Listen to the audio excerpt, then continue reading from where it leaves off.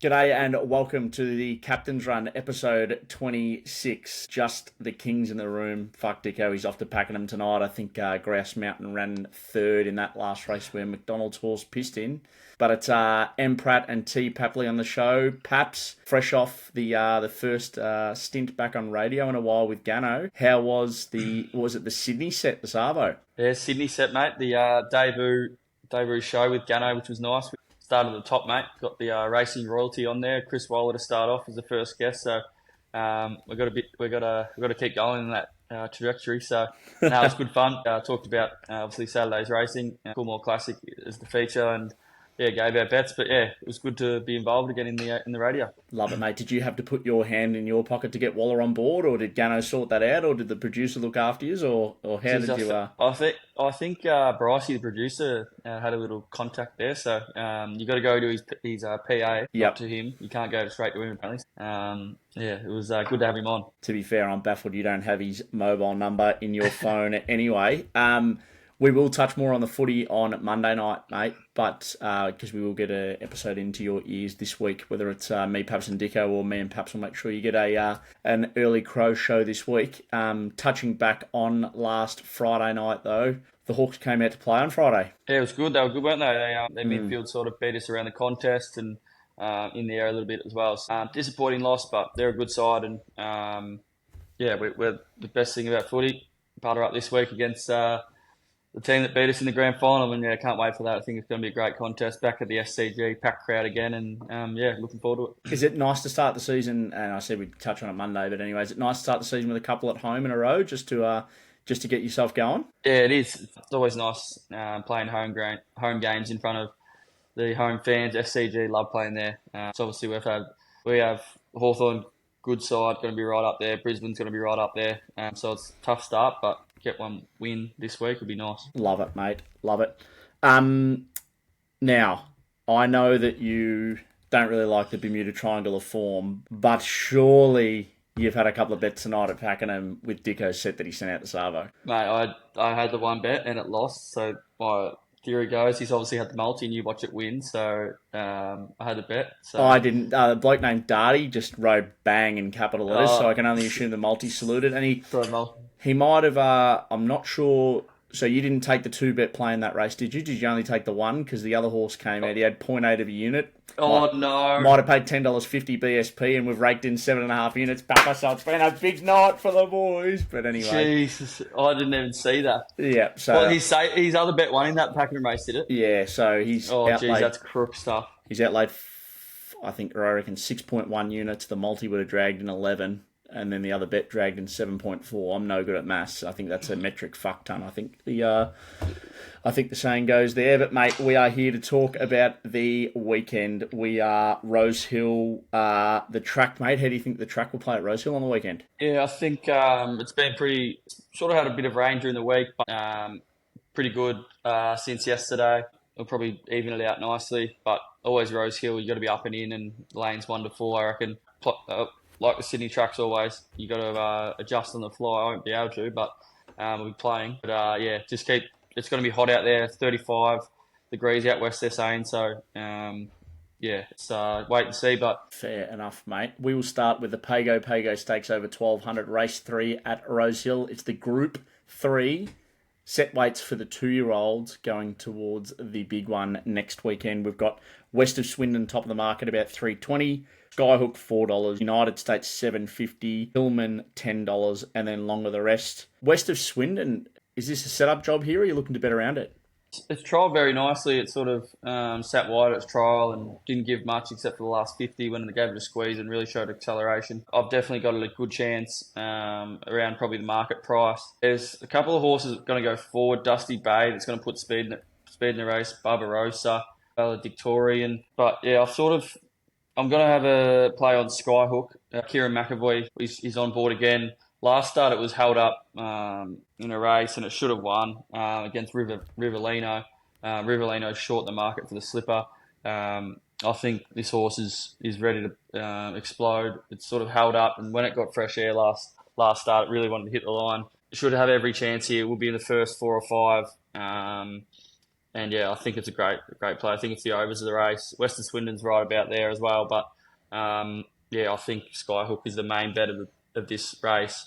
Comedy is the other one that I want to at least have a little bit on for sure. I Yep. think Comedy was backed in against Skyhook last start. I think about from sixes to about 380 and missed the kick and Yep. yeah, by 2 lengths. And sort of was a forgive run. So now it draws 3 and should be in the first 4 or 5 as well. So I think you want to have a little bit on Comedy and main bet Skyhook, but yeah, you still want to be able to profit out of both of them, in my opinion. That Skyhook, that was the one that Kieran tried to go out and around, and then the leaders Yeah, peeled off the fence, and he had to duck down the inside. yeah, Shaggy like laid in on him, and then That's J right. Mac was aggressive on, was quietly arrogant, pushed him to the fence, and yeah, it was a sick watch if you're on. But yeah, I think Skyhook, yeah, it needs the win to go in the slipper, so you'd think he'd back it up into the slipper, Jared Ryan. But I think United States, while I was on the show this morning, they're going to ride that cold. They're not going to go forward on it. So it's going to be Right. a tough for the United States to win. They're going to have a lot of speed in it. State visit for Ma is also going back as well. So, yeah, it's a good race. Kilburn's one that I think is a good chance for the size. It won really nicely on debut at Warwick Farm, but I reckon out to the 1400 will be better suited again. Fair enough. Perhaps as with race 3, number 4, Skyhook, to start us off at Rosehill. We'll come back to race 4, mate. You want to touch on that in the Betfair Value Vault. Let's go to race 5, though. The Asahi Super Dry Sky High Stakes, the Group 3 for the 3-year-olds over 2,000 metres. We've got Lindemann at the top of the market, $2.20. Arapaho, $4.20. Vauban, $5. Land Legend, $5.50. And then longer the rest in the small field. Nash, Lindemann, I think that's where you're heading. Yeah, that's it. Lindemann doesn't have a couple of stable mates this time in Fangirl and Via Sistina,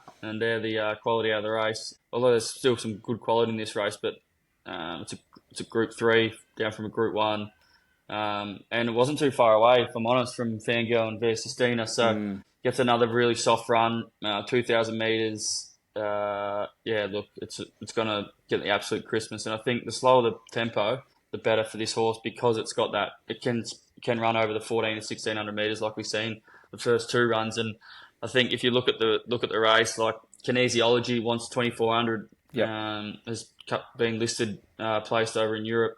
Vauban, who's got some grouse form around Kyprios and things like that, over the 3,200, wants further. The slowly run race is not going to suit it. Land Legend wants further as well. So, yeah, Lindemann, best of the day for mine. I think you can, I'll be having 3 units on it. I'd say I've marked it around, $1.80, $2. Yeah, pretty keen there, mate. Love it, mate. I think if you look back to last autumn as well, went the Apollo Stakes, got 3.4 lengths off Fangirl at $7, and then went to that Very Elegant, was, what was it? It was 2.5 lengths at $14 over Think It Over, then came out and pissed in this exact same race last year. So I'm loving the profile as well. Let's just hope he can do the same on the good this time out as what he did on the soft last autumn, mate. Love it. We'll go over to race 6 now. We've got the Shandon Phar Lap Stakes.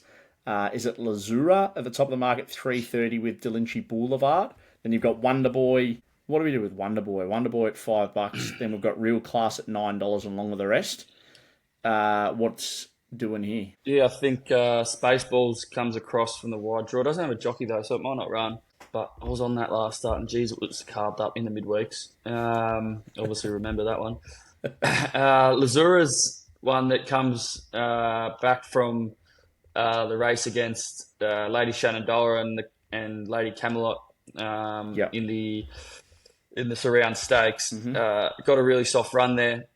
Going to get another soft run. Rosehill will suit it. It should land in the coffin. But I think if you watch that race, Delucci Boulevard was worse than midfield there, and it just was the much better run. Once the 1,500 was held up, was taking ground off Lazura for sure late, and it was interrupted in the straight.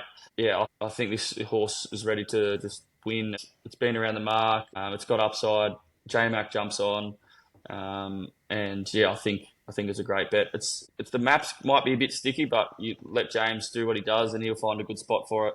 The other one is Wonder Boy. Actually, was held up sickening last start at Flemington. I think a few people might have been on it. It was once it got out, it really hit the line well. It did. Gets Nash Raw Wither, sorry, Knack back Nash, win cash. So it will go forward, and it being a really nice spot. So look, I could nearly have a saver on Wonder Boy as well, but Yep. yeah, I reckon Delucci Boulevard is the bet, mate. I think we saw Kappa 39 come out of that Wonder Boy race as well and almost get it done Yeah, on the backup for Nick Ryan. Yeah. It's a funny one, Wonder Boy. You wonder if it will ever get to the line first again, but talented horse. Anyway, that's enough of me rambling. We're on to race 8, mate, the last one you want to preview for this. As my phone loads, it's the Coolmore Classic over 1,500. Geez, Lady Shenandoah, barrier 12, Waller at $2.25. It's, I think I'm a little bit trembling there as well. We've got Amelia's Jewel, but J-Mac off, $6.50. Lady of Camelot, which was brave against Amelia's Jewel, $7. Tour Volante, $9.50. We've got to throw it in there for AJ. Marble Arch at $14, then long with the rest, mate. Let's start with Marble Arch, mate. He's been at you, AJ. He wants to know what the go is. Is his horse a chance at winning for T-Berry and the Hayes boys? yeah, definite chance. Comes in with probably the best figure of the race last start. The horse has been up since BC, I think. 28th of the 9th, 2024. So what's that, like Months. six months, is it? Yeah. And it's gone to a new peak in its 9th start, this prep. So it's an absolute war horse. It's so consistent. The last, 5 starts, win, second, win. Yeah. In Group 3 and Group 2 company in the last start. It's just like, when is it going to sort of end for the horse, in my opinion? Look, yeah, like if it maps in a good spot, I could easily have a bet on it, but just because of that sort of prep, it's not the greatest profile back in a horse in its 11th start this prep. So, but yeah, for AJ, I'll be definitely confident going the race. I think he can definitely win, and good luck to him. What's your play in the race, mate? Are you having a bet at all? Lady Shenandoah, $2.25. Is it too short? Yeah, I couldn't get it near that. So I won't be backing Lady Shenandoah. Like, it's just barrier 12, wide draw. Yeah, it's tricky, but it's James McDonald. I reckon the best bet, and what my money is on, is he'll follow Lady Camelot across and just try to sneak in. So I reckon that's what James will do, and he'll probably land in the perfect spot and end up winning. But just at the price, I can't have it. Yeah. It's obviously, it's my top pick, but on price, I'm not backing it. Yeah. The horse that I could legit back 2 or 3 horses here. Gringsinger Bell, who went out last start at Caulfield way too hard. That wind was huge that day as well. And Tour de Volante, I think is how you say it, that just got the soft run against it. You can almost forgive that run. Gringsinger Bell will lead here again. Loves leading just on a hot tempo. And if it's a really fast track that's going to be hot, it might be hard to make ground. Gringsinger Bell at $23 is a good each-way play. Another each-way play, Scarlet Oak, who Chris Waller mentioned as well today. Barrier 1, Zach Lloyd can be on the bunny, rails in run. That's $26 each way. And then another one is probably Alencia. Been coming off really slowly ran races. Get a quicker race here, might be able to hunt up the rail and with some luck. But yeah, probably the 2 bets I would, if I was at the pub and I wanted 2 bets, I'd back 8 and 13. Love it, mate. Gringsinger Bell and Scarlet Oak. And at those prices, you'd be mad not to take Betfair late odds if there's any chance of a little drift. Take BSP and get the best price around punters. All right, perhaps we skipped through the race before, which was race 4, because you wanted to save it for the Betfair Value Vault. Betfair obviously offer great odds all around, but those horses outside the market, mate, they are usually an absolute clear advantage. If we look back to last week for the Airborne Bjorn, as if that hasn't been used on radio before, for Little Bayer in the 5th at Randwick last week, mate, best tote win was $8.50. Betfair starting price, have a guess, what was Betfair starting price? Above $10. Jeez, 11? $12.50, a whopping 47.1%. better than the best tote. If you're looking to back horses outside the market and you're not doing it with Betfair late, you're honestly hurting yourself. If you've had $10 on that horse, obviously less commission, you're getting $85 on the corporates, you're getting $125 on Betfair. If you've just had $10 on that runner, it's an absolute no-brainer to bet late with Betfair. BSP, bet where the value is. Mate, we are looking at race 4 for you at Rosehill, which it would be good if I had the race open, which is the Racing and Sport Magic Night Stakes over 1200, the Group 3 set weights for the 2-year-old fillies. We've got horses like Memo, Artistic Venture, Open Secret, Autumn Blonde, Dreamside. What does this race look like, and what horses are you wanting to put in the Betfair Value Vault? Yeah, look, the horse that's favourite is Strata Verena. Yep. By Bourne, trained by Bourne, which is scary. It's been backed in. It got the absolute Christmas last start at Canterbury on a hot rail, massive leaders track, soft tempo. And look, I think it's a good winning chance, but I think it's too short. Mm-hmm. The two that I want to play, Artistic Venture would have this would have won the race if it drew barrier 5, would have won and would have went in the slipper in my opinion. It's very hard from out there. James McDonald on though, so can it slot in? But the horse I want to be on, the two horses I want to be on are Autumn Blonde. The 3 wide, no cover last start. Within the law. Before that, it was actually second to Mahuna, who that's right. come out and ran second to I don't know who it was on the weekend. Tempted, is it? Yes, Tempted. That's the one. And that's good form. It was heavily not suited that day, but then and then come out and ran really well in the Group 2 against Within the Law. Yep. 3 wide, no cover on a hot speed. So gets the easiest run it's had this prep. Barrier 6, Regan Bayliss should just land at 1-1 and have every possible chance to win. 2 bet play, Tommy 2 play. We were going to be on it last week. Dreamside now draws inside instead of outside. We'll be able to land in the first half of the field here. Has the same form lines as Mahuna and Autumn Blonde. It was actually a better run than Mahuna last start, albeit had the race shape, was miles back up the inside, held up slightly with K-Mac on. This is a great each-way play. I wanted to be on last start at 34s. You're getting your 17s now, gets a better draw. Went back last start, but if you watch him jump out of the gates, it jumps with him and snag back. Josh Park should be showing in 10 out of the gate and can get $17 back at BSB because he will get more unless it's crunched in. Love it, mate. You're looking at Autumn Blonde has had SPs of $26, $9 and $91. So be wait, take that Betfair starting price late. And then it was $18 last start Dreamside on the totes. Yeah, again, take it late, Betfair starting price. You use it, Dicko uses it. Betfair's a great tool to not only watch the market and do things like that, you can potentially lay horses as well. But yeah, those horses outside the market definitely be taking Betfair starting price late. And then in Dicko's absence, mate, I've made sure that I've had a little bit of a look myself. Here he is. Yeah, had to go over. I've gone over to South Australia and looked into race 5, which is a benchmark 66 over the 1,000 metres. Horse number 5, mate, Enough Seduction. Now, look, I will admit it's only seen slow and very slow tempos previously, but it has absolutely hooned home. We've got Potter off for the red-hot in-form holder, Stubby Holder himself, going at a whopping 24% strike rate, but most importantly, at 44.5% profit on turnover. This horse was stretched out to the 1,100 and the 1,200 across its last prep. It's had 145 days off. Isler's Fury started $3.70. It started $15. I don't see why this horse will be shortening. I'm not sure the market will find it, mate. And with that turn of foot, if you go back and have a look at its last race over 1,200, it was held up basically the entire straight, got out late, got in a bit of a bumping duel at the top of the straight as well, and still decided to find the line. I think back to 1,000 suits,